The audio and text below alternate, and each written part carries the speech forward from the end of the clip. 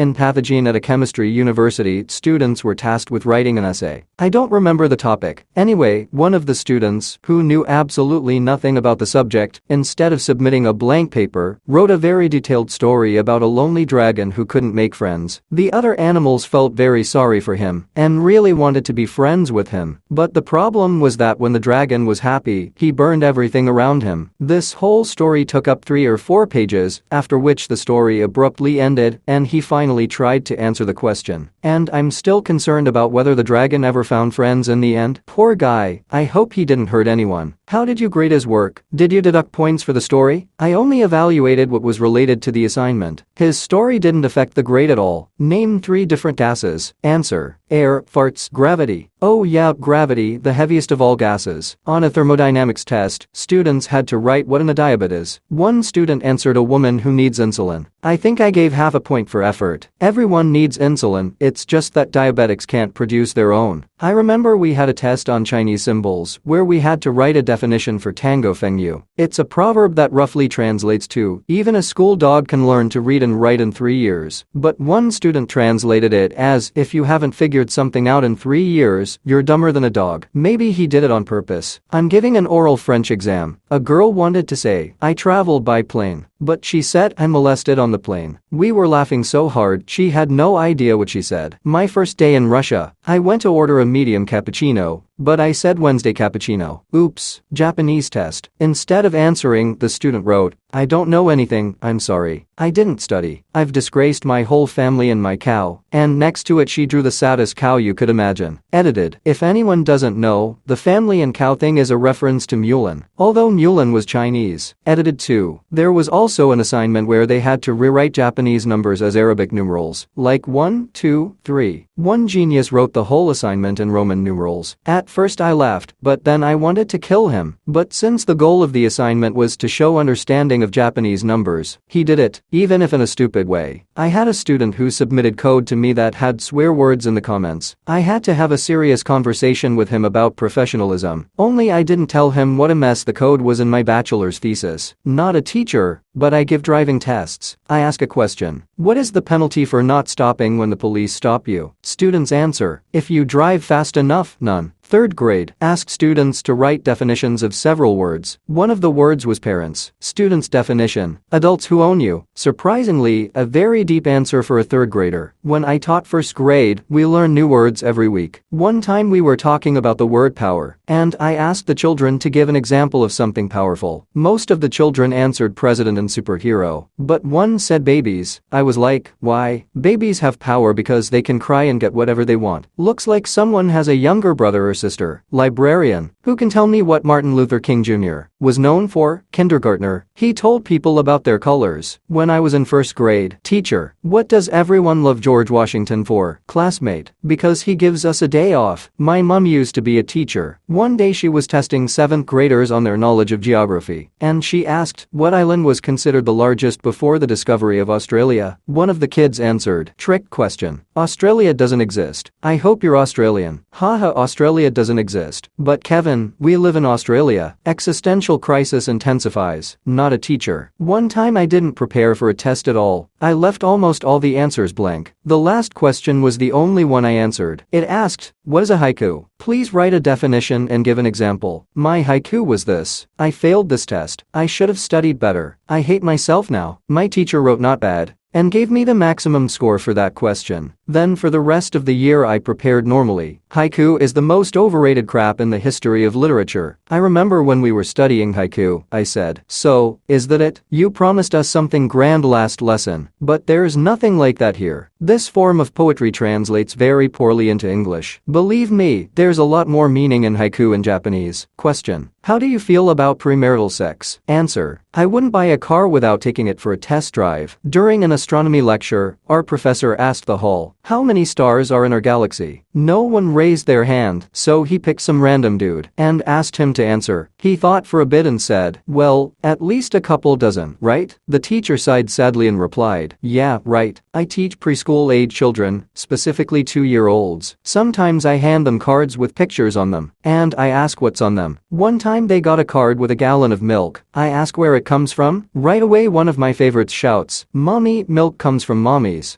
In principle he was right. Giving a biology exam. Topic: Frogs and amphibians. Task: name several ways to save frogs from extinction. Answer: we need to ban the opening of French restaurants throughout the country.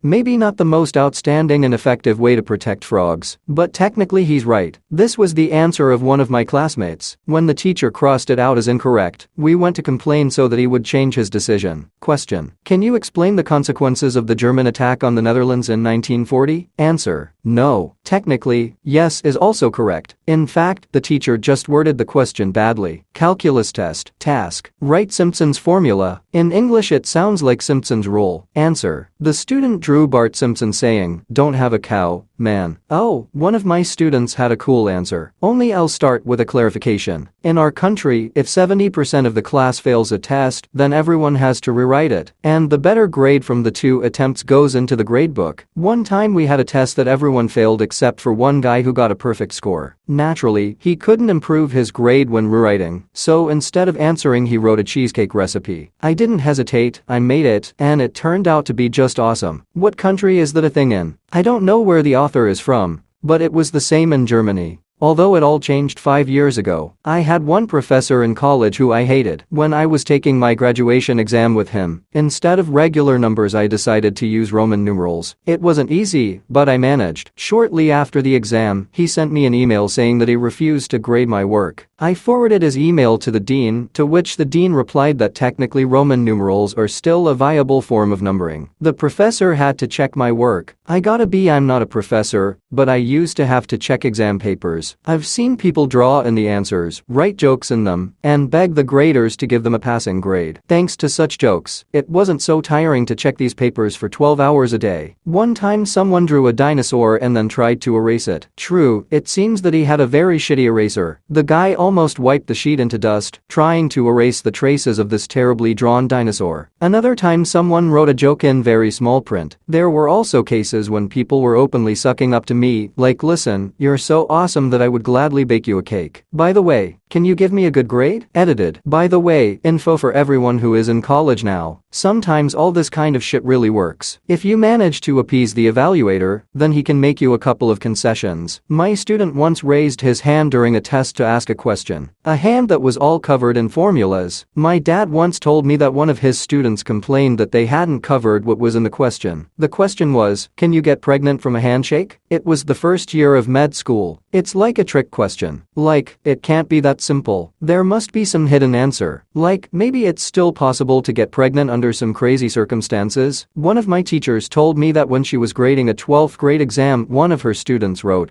"I don't know anything about this topic, but here's a bird" instead of an answer, and then drew a really shitty bird. Former teacher here. In general, this is a working strategy. We had certain grading rules, and according to these rules, her student would have received a D or 51%. If he had submitted a blank sheet, he would have received 0%. Is it stupid? Yes, but those were the rules. So draw birds, guys. You never know when it might come in handy. I'll give you an example of my stupid answers. My friends and I had this meme in school, or something. In short, we wrote either 42 or 6 or Jesus for all the questions we didn't know the answer to. One time we had a physics test that I didn't prepare for at all, on which I decided to write these 3 answers everywhere. The funny thing is that I answered one of the questions almost correctly. Where I wrote 42, the answer was 43. So they gave me 1 point for it. As a result, my grade was slightly higher than the minimum. I once wrote Jesus as the answer on a physics test as well. When I got the work back, it was written, "I will accept this answer for the first and last time." Question: who is called the founding father in America? Answer: George Walker Bush.